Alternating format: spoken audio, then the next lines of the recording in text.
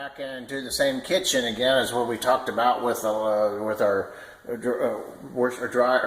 dishwasher and our stove. But this is something, got beautiful cabinets. Look at these cabinets. Somebody had really, when they rehabbed this house, they did a marvelous job. But somebody wasn't thinking. They got this brand new dishwasher. Whoop, we don't need to, microwave in here. And we don't need to see me any more in here than we have to. But look here, I want to show you. So when they open up the door to this, look what it's doing. It's hitting right there. It's hitting right here into it. Well, you can't even get this door all the way open.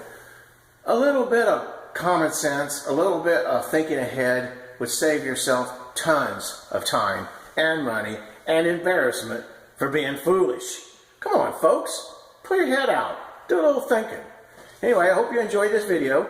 I hope that this mistake doesn't happen to you. And I hope if it does, you catch it and you call them on it. You have a great day. Hope you enjoyed the video.